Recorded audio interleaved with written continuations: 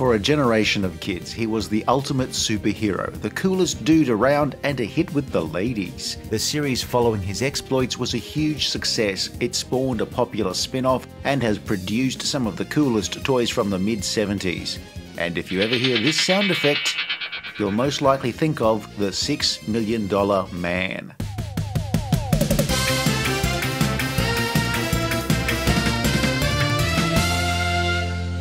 Call me Steve. The $6 Million Man was a defining action-adventure series of the 1970s. It ran for 5 seasons, making it one of the longest-running shows with science fiction elements for that decade, and it became a genuine pop culture phenomenon.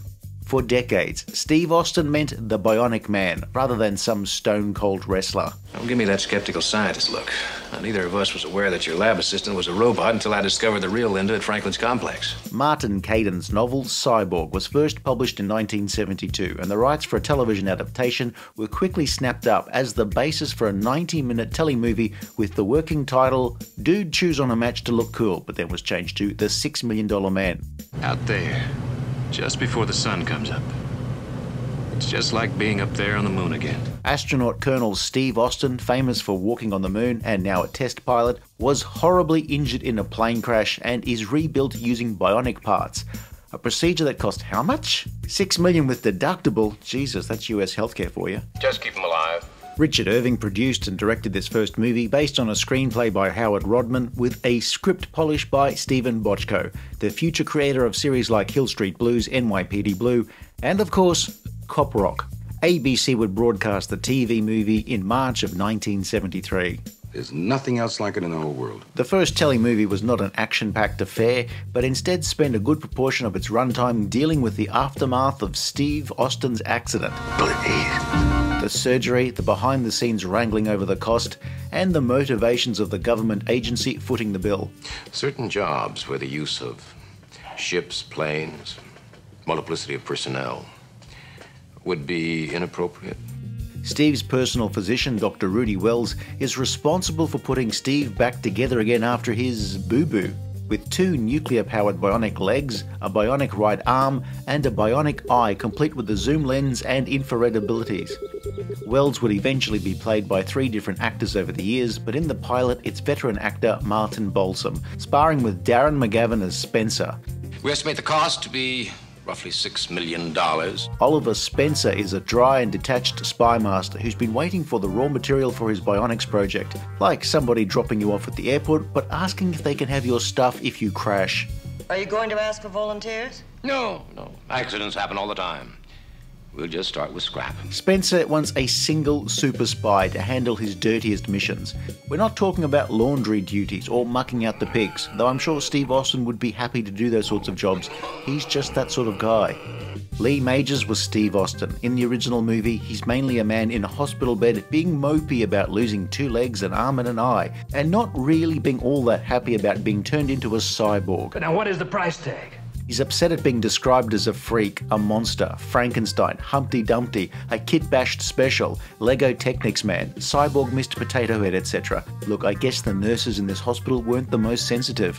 This is driven home to Steve when he first uses his bionic powers to save somebody from a car wreck. What are you? Body horror and shame are things you don't really associate with the happy-go-lucky series that would eventually follow, but in this pilot there's a melancholic atmosphere. The kind of a life you've led would lead you to want to be of further service to your country. All I want is to be left alone. A reluctant rescue mission in the desert both tests Steve's newfound abilities and gives him back his mojo. However, Steve still doesn't want to be a government agent. Really? Lee Majors came from a football background before getting into acting. He'd starred in several series, The Big Valley, The Virginian, and Owen Marshall, Counselor at Law, before being cast as Steve Austin. He went from being a folksy cowboy to a folksy lawyer to a folksy astronaut. Yeah, that's very flattering. The new Bionic Man, at a cost of $4, $5, $6 million thanks to cost overruns, kickbacks, bribes and embezzlement, has nuclear-powered limbs, a 20:1 zoom and infrared vision in his bionic eye thanks to an imaging sensor with an amazing 0.000000001 megapixel camera. He can run at 60 miles per hour and with his bionic arm can hurl shit farther than an angry toddler denied candy.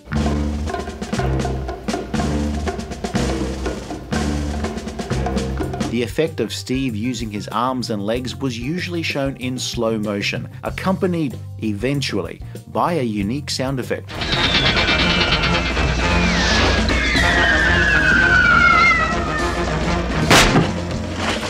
While Steve's prosthetics are amazing for 1970s technology, he doesn't have built-in transmitters or computers. What he sees with his tricky eye is only seen by Steve in the moment.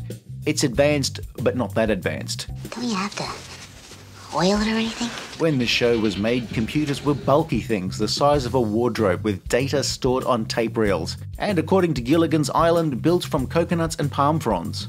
When I was a kid, it really used to bug me. The pilot shows us Steve's love of flying, the horror of his accident, and him finding the will to continue. There's the back and forth between Rudy and Spencer, and then everybody trying to motivate Steve. It's a nicely written and well-made production for the era with good performances from the cast. How are you able to do that?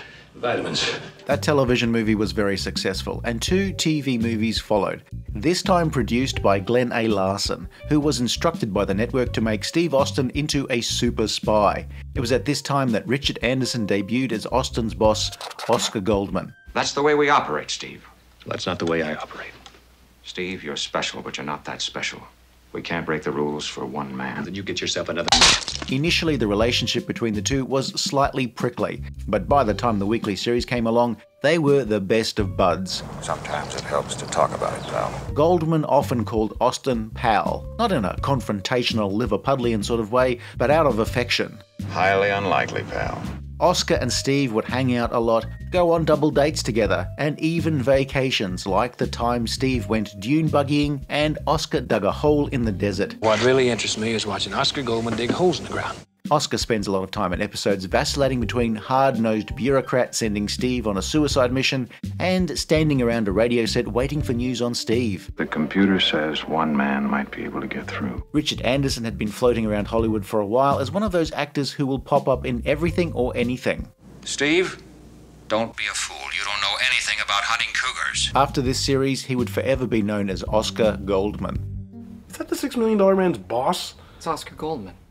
Alan Oppenheimer appeared from time to time throughout the first few seasons as Dr. Rudy Wells. You may know him better as the voice of Skeletor on Masters of the Universe. What man cannot live with, he destroys.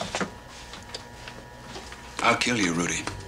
Spy antics aside, these TV movies got us closer to the series we would come to love, but with this intro and theme song. He's the man. $6 million man. He's the man. The lowish budget is offset by a liberal use of stock footage from Universal's movie library. Depending on where you see these episodes, syndicated versions split these movies into 2 parts with later versions of the intro grafted on, and the runtime padded out with large amounts of filler footage cribbed from later episodes or poorly redubbed scenes. 24 hours after the very militant, very committed. But from this project will this destination as per... The second movie saw super spy Steve manipulated into spending his holiday in the exact spot Oscar Goldman needs Steve to investigate an arms dealer. I think we should spend these last few minutes together. What last few minutes? The ones we're gonna have while I'm tying you up. Steve and Oscar are not yet buddies, though the new opening titles, as with the later series, would retell the story of Steve's accident with Oscar being there from the very start. We have the technology to rebuild him. I want it done no matter what the cost. Then you have Eric Braeden doing his suave but evil routine, along with David McCallum, Britt Eklund, and Earl Holliman. It makes for a fun movie, even if Steve manages to outrun a nuclear blast without even getting his eyebrows singed. Do you still insist that you are no more than an astronaut playboy on holiday? The third film was a little less focused. A TV version of Spectre kidnaps a high-ranking diplomat, while Steve is a little less reluctant to help out. Lee Majors has a lot more dialogue than would usually be the case, because his Steve Austin is often a man of so few words he could easily be mistaken for a background extra who's taken a vow of silence. The second and third TV movies didn't rate as well as the original pilot. The $6 Million Man almost became a tax write-off there and then.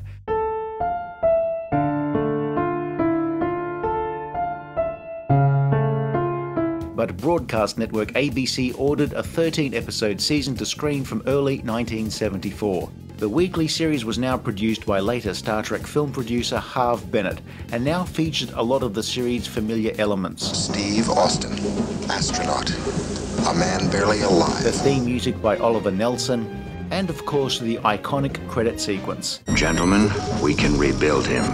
Iconic is an overused word, but this sequence with its narration by Richard Anderson and Harve Bennett would become legendary. Every time you hear the words, "We have the technology," or "better, stronger, faster," it's referencing the intro to this series. Harve Bennett had been a network executive before working on the Mod Squad for 3 years. He joined Universal with the idea of not working on series television, but then he was given the task of reworking the $6 Million Man movies into a weekly series with 6 weeks to go before its first scheduled air date. You know what else takes 6 weeks? A bowel movement after attending the 16th annual fibre-free food festival, Blockfest. As Bennett screened the first TV movie, he was struck by an image of Steve Austin loping along before his flight, chewing on a match or a toothpick, and decided that's what Steve Austin needed to be, a cowboy spaceman. Infrared with a 10, 12 to 1 zoom? 20. Once the $6 Million Man became a proper weekly series, everything was bedded down.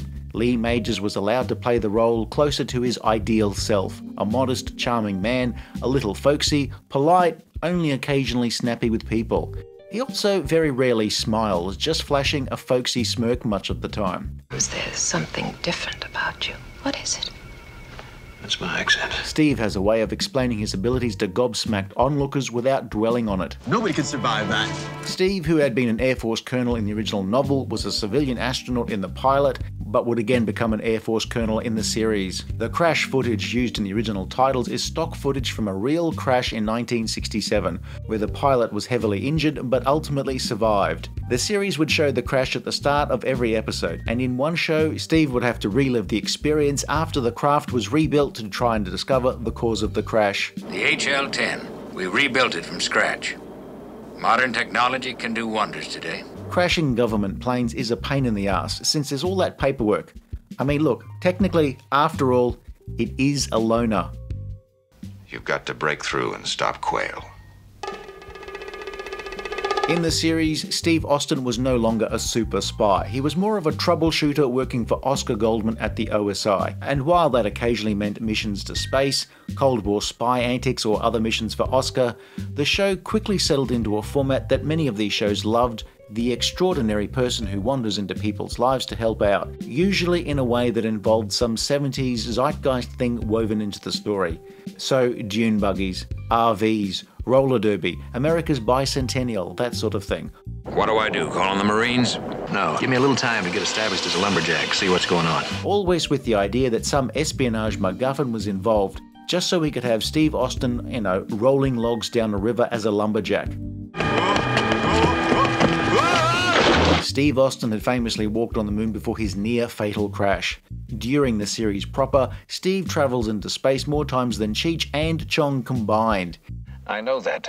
He's also rather accident-prone, judging by the number of times he's involved in a forced landing or a plane crash, making even Harrison Ford's pilot safety record look enviable. Steve Austin quickly turns into a bionic version of Lee Majors. What's their beef? He rarely has long speeches, is friendly and never cruel. He's occasionally caught out in moments of sexism, but will usually correct himself. That'll make you a sexist. Well, we can't have that, can we? Not just because you're a woman. So it's my fault, because I'm a woman driver. Hi. Hello. In short, the dude was a model 1970s hero. He wore casual clothes, lots of denim, slacks, collars so wide he could achieve liftoff on a windy day, his top buttons undone to reveal body hair. He even sported a porn star mustache for the show's 4th season. Or perhaps Lee Majors was moonlighting in small indie films where he was billed as Buck the Bionic Bronco. That's all I need. A high-powered lawyer messing around at a time like this. Yeah, with that new guy in his gang trying to muscle in. The plots in The $6 Million Man are not what you'd ever call complicated. Some episodes would at least give us interesting characters with their own stories, but you'd also get characters so thin that you'd get paper cuts, particularly in stories set in small towns requiring small-minded villains. You still think Bigfoot's a hoax? I don't know what to think. The $6 Million Man was mostly a roving show, where much of the time Steve went to the action, usually in locations unique to the episode, rather than filming on standing sets, like Star Trek or Bonanza. This would become a familiar template for adventure shows, with everything from Kung Fu, The A-Team, Knight Rider, all being mobile and rarely fixed to a static location. Shows were scheduled to be filmed in 6 days, either on location or on sound stages. That's a very tight schedule for an action series, so corners were inevitably cut. Redubbing of dialogue or characters talking over stock footage became quite commonplace. Early shows look a little rougher compared to later, more polished episodes. Oscar's office was one of the few regular sets, and was often used as a place to brief Steve on some espionage operation that would require Steve to go undercover as a lumberjack, a cop, a moonshiner, a mercenary, or some other job that required Lee Majors to chew on a match, a toothpick, or a piece of straw for absolute authenticity. Well, now, if I were that sort of person, I'd be kind of foolish to let on, wouldn't I? NASA was often quite happy to lend the series stock footage and the use of their facilities. However, I think Lee Majors was on the hook to provide his own matches. The show occasionally went for heartwarming, particularly when Kenneth Johnson was involved as a producer. But for the most part, $6 Million Man almost always ended with a slow-motion action sequence.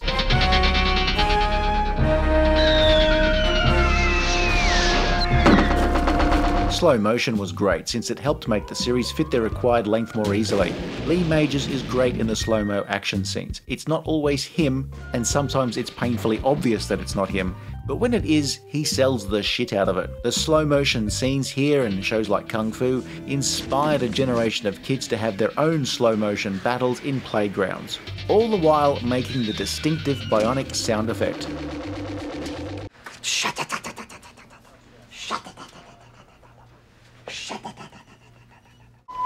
I just saw something. What? A bottle of wine, flickering candles, and an incredibly beautiful sunset.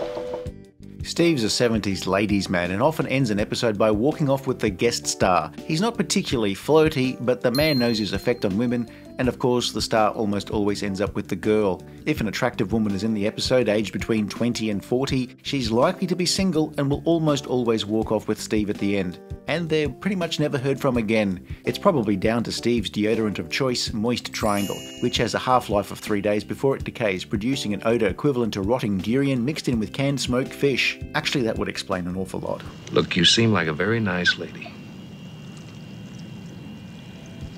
Even if the woman is originally somehow aligned with the villains of the episode, Steve will usually talk them into helping him.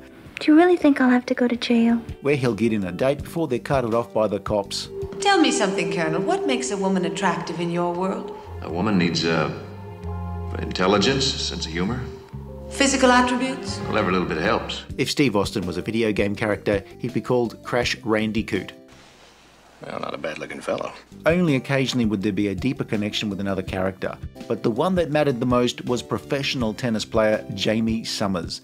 Jamie. A childhood flame that he had connected with and fell in love with at the end of the show's 2nd season. Always is when friends meet again. But lately, it's gone flat for me, Jamie. Sommers, played by Lindsay Wagner, was injured when she and Austin went skydiving. I mean, didn't somebody warn her about Austin and planes? Steve pleads with Oscar to help her out, and after some emotional begging and some undisclosed favours, Jamie receives some new legs and an arm, but instead of Steve's bionic eye, she gets super sensitive hearing, which means she can hear this. Jamie, I'll love you forever. I know we'll never part. I can't let Jamie get into that kind of danger. You gave me your word. The cost of her bionic augmentation is never revealed. You know, apparently smaller parts, and also because Lee Majors might get the shits if he found out they spent more on her. I'm sorry, but I couldn't help overhearing your conversation. The bionic ear you both gave me. Sweet Jamie, I'll love you forever. Has he stopped singing about her yet? Oh God, I'll never criticize the intro song to The Fall Guy ever again. At the insistence of the network, Jamie was killed off at the end of her 2-part story arc. I love you, Jamie. But such was the response from the public and a million fan letters sent to ABC by Death Stranding creator Hideo Kojima that Bennett was told to bring her back, which is what happened at the start of the $6 Million Man's 3rd season. Of course, this being episodic television in the 70s, there had to be a bullshit reason to stop Steve and Jamie from rekindling their relationship. She's lost most of her memories and recovering them may kill her, so Steve has to watch while the brilliant and apparently thirsty young doctor who saved Jamie's life, who knows that she and Steve were engaged, moves in for the kill. I can't remember what it was like to be in love with you. Of course, by this time, The $6 Million Man had become a smash hit, so why not go for a spin-off? The obvious take was to give Jaime Sommers her own series, and that's how we ended up with the sister show, The Bionic Woman, which would be made alongside The $6 Million Man until both series ended in 1978. So it begins. The Bionic Woman would end up running 3 seasons, with several crossovers between the shows for Bionic Woman's first 2 seasons. A multi-episode story would begin on one series, highlighting the star of that show, and then the conclusion would be an episode of the other series.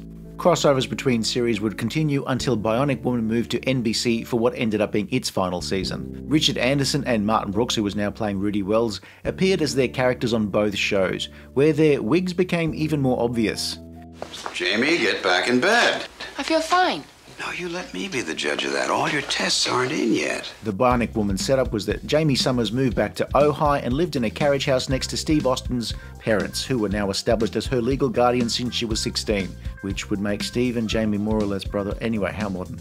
The character of the Bionic Woman and the series was created by $6 Million Man writer Kenneth Johnson. The Bionic Woman is a little more touchy-feely than the $6 Million Man, playing to Lindsay Wagner's strengths, whereas Steve Austin was often a strong, silent type. I don't want to talk about this anymore. Both Bionic series were big hits for most of their run, and there were attempts to make even more spin-offs, such as a Bionic Boy and a Bionic Dog. There was also a backdoor pilot for another series called The Ultimate Imposter, the premise of which is basically Joe 90 without child endangerment. Joe, I think you and I had better have a little talk. The $6 Million Man and the Bionic Woman is unique in that one of the things it's remembered for is a sound effect. Very few television shows, then or now, have sound effects that are synonymous with that show. The original Star Trek, Doctor Who, but the $6 Million Man has one in particular, the Bionic sound effect. A single sound effect that plays whenever Steve or Jamie or another Bionic character uses their super strength. But for many people, that sound is from the Bionic Man or the Bionic Woman. The funny thing is, the first time it was used, it was from a robot attacking Steve Austin.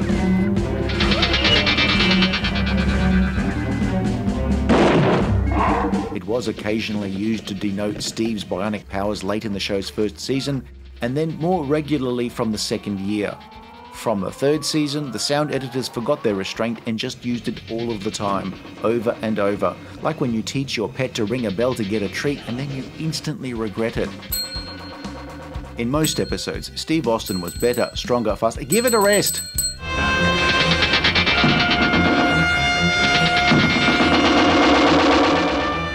In most episodes, Steve Austin was better, stronger, faster than his opponents, and usually able to brute force his way through most situations.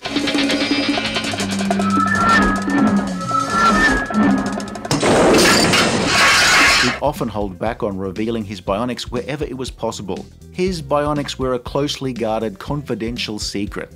Unless, of course, they could get a joke out of it. How's that got for a nice long pass, huh? Sure. Take off. When must caught it? I mean, we've all been there sitting on our hands while waiting for a power tool to recharge, so it must be really annoying for Steve Austin to be constantly hassled by his neighbours asking for his help assembling furniture or moving fridges. I mean, Steve Austin probably took to screening his calls. Hey, Steve, sorry to bug you on your day off, but do you think you could swing by and help me move a fridge? Steve does make most of the tools in your shed obsolete. Ratchet, screwdrivers, jacks, sledgehammers, jackhammers, all the hammers. Lawnmowers, ladders, you name it. He is Home Depot's worst customer. A lot of these are cute bionic moments early in an episode to give the kids something while Steve and Oscar banter. Go. Of course, even after hiding or downplaying his abilities for most of the episode, there comes the moment when the gloves come off. But occasionally, some foes made Steve work for a living. There was the $7 Million Man, a former race driver who had 4 bionic limbs, that's 2 arms, 2 legs, but wasn't able to mentally handle the extra power he had at his disposal. You trying to tell me you never even thought about using what you are to write your own ticket? Monty Markham was originally the favourite to play Steve Austin, but guest starred twice as the $7 Million Man, who in his first appearance was named Barney Miller. Steve's bionics weren't perfect. For example, subjecting him to extreme cold would slow him down considerably. Well, it's a little malfunction. Having said that, Steve does spend a lot of time in Washington, but it's a Washington where it never snows, and Steve never seems to need to wear a heavy coat. He's just that tough. Also, the show was mostly filmed around Los Angeles.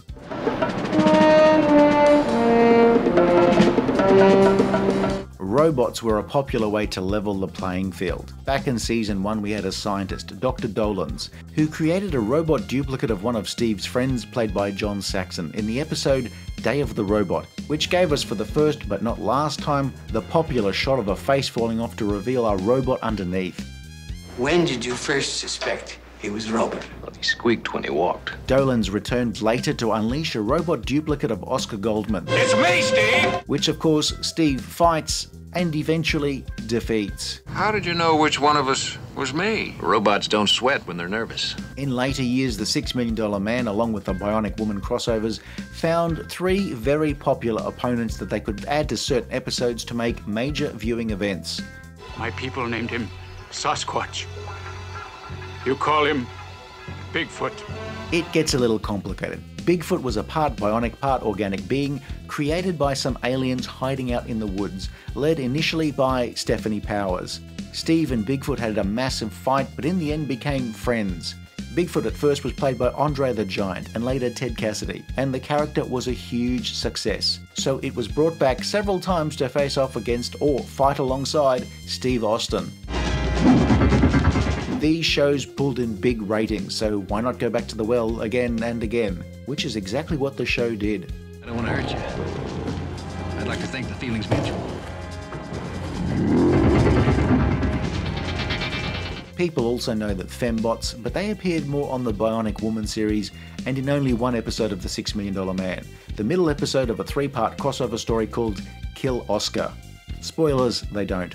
Another different mad scientist creates duplicate robots who are lifelike apart from their faces constantly falling off. This is a mere warning because now I have the weather control system. And then there was Deathprobe, which is as ridiculous as it sounds. An autonomous Soviet exploration vehicle designed to withstand the hostile conditions on Venus crashes on Earth and wants to demolish everything. Like a guy who got drunk and bought a wrecking ball on eBay and now tries to justify the purchase by offering to knock down your shed. Deathprobe was an opponent that Steve couldn't defeat using brute force alone. It was a success and brought back again in the show's final year, where the second Deathprobe was a copy made by criminals. The pressure inside the space probe is like a wall of granite, shoring up the probe's skin. And all we need to do to finish the job is get it to a higher altitude. We probably have to define the long-term success of a $6 Million Man episode by whether A, it has multi-part episodes, and B, whether it garnered a toy. But she must have been captured by the rebels when the Boron 3 was stolen. Before the show's 5th season, Lee Majors was briefly involved in a contract dispute, and there was a chance he would not return, but he did. But why do you need me on a nuclear setup? Harve Bennett at this time stepped back from the show with other executive producers overseeing the show. But something that makes for far more entertainment value, a few episodes this season were put together by Fred Freiberger, the man responsible for the much maligned final seasons of Star Trek, Brain and Brain, what is brain? and Space 1999. Shut up! The final season amps up spectacle in the hopes of attracting big audiences with 2-parters and more Bigfoot and Deathprobe installments, but now without the Bionic Woman crossovers since that show was on a different network. The plots this season were usually a little more layered and slightly less simplistic than previous years, but still usually had the series' charm. Lee Majors ditched the mustache in favour of growing his hair out slightly. If you look at him with love in your eyes, if his face was like mine. Steve goes into space several times this season. The show got to film at NASA facilities, and there was even an episode shot in Hawaii. We know this because it's really obvious where they received what's known as mates rates on things like accommodation. I don't care what anybody says. I like it. But it was all starting to get a bit much, and at the end of the 1977-78 season, the $6 Million Man was done. The Bionic Woman also ended that season, and that was it for 2 cultural icons. All night, just the 2 of us, and nothing to do. Well, we'll have to think of something, won't we? I already have. For a show that was basically produced on a production line by different directors, producers and writers, and made in an era of self-contained episodes, the show actually keeps a pretty consistent internal continuity. You're the Colonel Austin. I'm the only one I know. Oh, golly. Oscar's occasional secretary, Peggy Callahan, is easily the most irritating regular character in the $6 Million Man series. I suppose you really are in love with me? Peggy, I was pretending. She's not ditzy or incompetent, just a little neurotic and highly irritating, like getting ground glass in your eye. Oh, my dear. I think I'm gonna faint. Don't go soft on me, Callahan. Jennifer Darling would also appear every now and then in the Bionic Woman series and would later work extensively as a voiceover artist for animation and video games.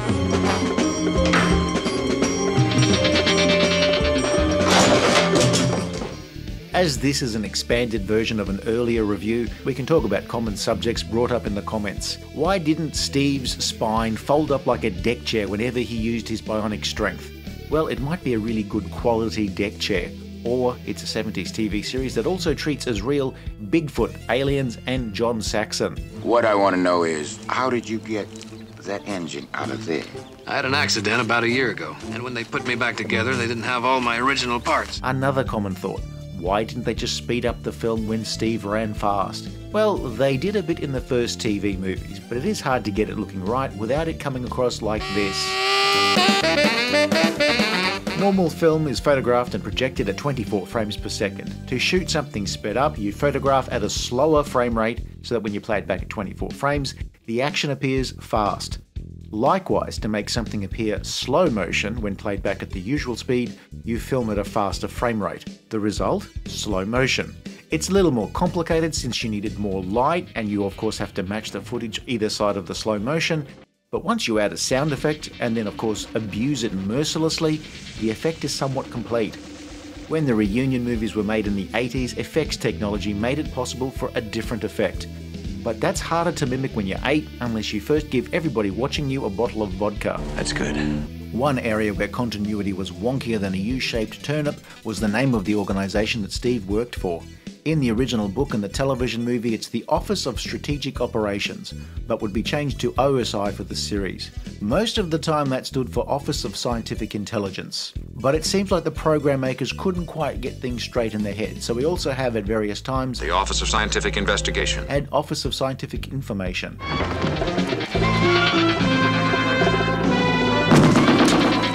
The show's science also stayed relatively consistent, with Steve's abilities and weaknesses generally kept on an even keel. He couldn't suddenly fly or shoot frickin' laser beams from his eyes. But now that I've said that out loud, I immediately want to know why he didn't shoot frickin' laser beams from his eyes in the TV show. Later on in one of the reunion movies, Steve Austin's son also becomes bionic and he does end up with an eye that shoots frickin' laser beams.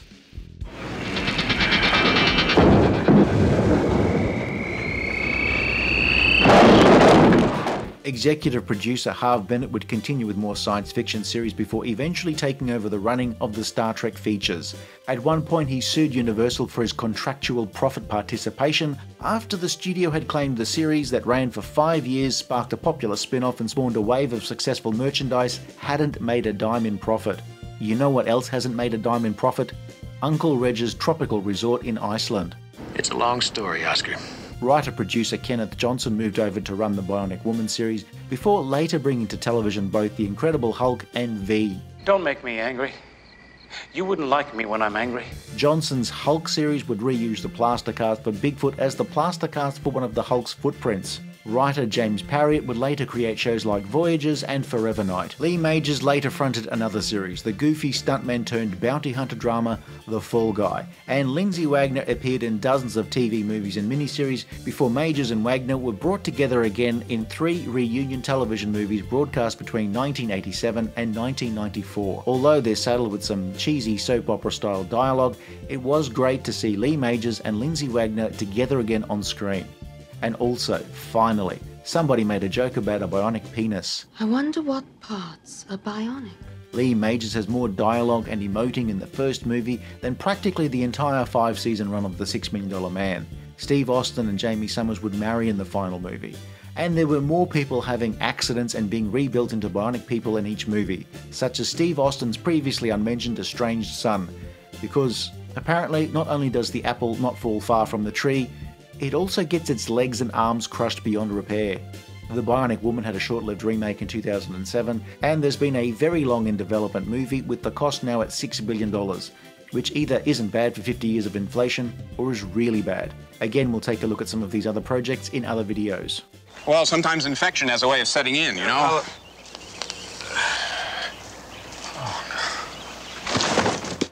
Something I've enjoyed doing in these reviews is pointing out some of the guest stars in the series. Apart from the familiar character actors who did guest shots in everything, there are appearances by Britt Eklund, David McCallum. William Shatner is somebody possessed not by superintelligence, but he was super bright. A sudden stab or something.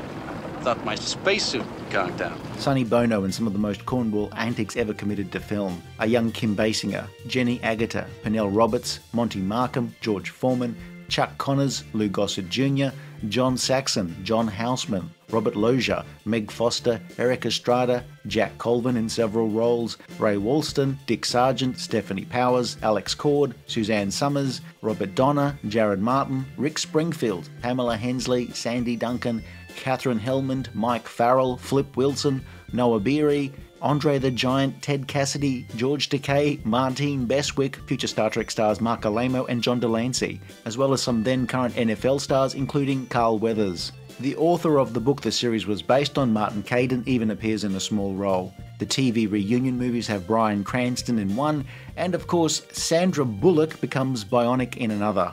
The most famous guest star of the series was probably Farrah Fawcett, who appeared in 4 episodes as 3 different characters, an astronaut, a plucky reporter, and a conwoman, where she was billed as Farrah Fawcett Majors because she was famously married to Lee Majors during the 70s, just before her own star blew up with Charlie's Angels and a poster. I have the unique capability of doing both. Like now. I'm enjoying both. It's been fun, lots of laughs, Jamie.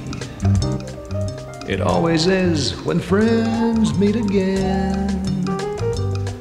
It's not hyperbole to say the $6 Million Man was a big thing in the 70s.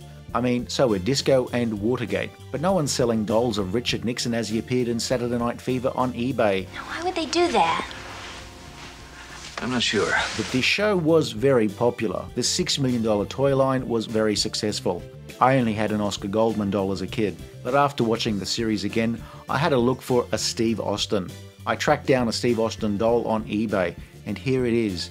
There's a slot in the back of his head that you can see through. There's also a popular Bionic Woman doll. The $6 Million Man doll, or action figure, also made an appearance in the actual show. It's not that meta since they don't draw attention to it, but now you know it, you can't unsee it. Sorry about that. But for some reason, the merchandising bonanza that accompanied the series, that was so wildly popular with kids, did not extend to Steve Austin branded matches. The show was a cultural touchstone. There are references to the $6 Million Man everywhere, from dozens of parodies and homages. Her name was Summer James. And just references. Even just having Lindsay Wagner or Lee Majors show up in something makes you think of the show. It's Lee Majors, the $6 million band. Santa, is there a back way out of this place? I found the episodes where Steve Austin wasn't the only science fiction element in the episode often hold up the best, compared to, say, Steve Austin wearing a fake beard taking down a moonshine racket just by busting up the joint. I love the episodes with Bigfoot and the Fembots, but also the show where John Saxon is a robot duplicate of Steve Austin's pal, or Steve helping some aliens get home, or trying to talk down a colleague whose researchers made him go a little nutty. One story with Steve on the run has Callahan trying to buy some electronic spares so Steve can repair his Bionics, which has an odd scene of Lee Majors playing a second role. Appears to me you're building nothing short of a robot. The final season had some interesting episodes, one where computers were used by a villain to have Steve committed, or another where a space mission is interrupted by a plot to make Steve believe he's been in space for years. As for the, well, I won't say the worst, but I'll just say my least personal favourites, the Bionic Christmas Carol was not great. I wasn't particularly enamoured by the only episode directed by Lee Majors, which featured some current NFL stars. An episode in the final season about a lost island, conveniently entitled Lost Island, has a silly plot of inhabitants of the Lost Island regressing to more aggressive primitive creatures. I mean, you don't need to go to Hawaii to see that, just check out parents watching their kids play sport. Other ridiculous moments, capturing a big cat. Sonny Bono, capturing an eagle. preventing the Liberty Bell from being destroyed by a bomb with help from Chuck Connors. There's the time Steve Austin was beating up some villains, and then George Foreman shows up to help out. But that right hand of yours, what is it made of? Iron? Not exactly, but you're close. As the series star, Lee Majors is the series. Occasionally you had episodes where Richard Anderson or Martin Brooks had a larger role, but this was Steve Austin's series. Yeah, Rembrandt. I once paid $7 million for one of his paintings. Of course, nobody knows I got it. We will return at some point to look at the 3 reunion movies of the 80s as well as The Bionic Woman. I did grow up in the tail end of the $6 Million Man's popularity, though I probably had more memories of watching The Bionic Woman as a kid than the show that we often just knew as The Bionic Man. $6 Million Man is a fun time capsule of the 1970s, from the fashions, the fads, and a style of TV action-adventure series that was enjoyed by millions around the world and provided a template for many sci-fi themed series of the 70s and 80s. Steve Austin was the coolest guy on television in the 1970s, and he and Jaime Sommers were heroes to millions. If you enjoyed this review, please like and subscribe, leave a comment below, or check out some of our other videos. Friendship is finished, that's true. But there's hope, a way to make it through.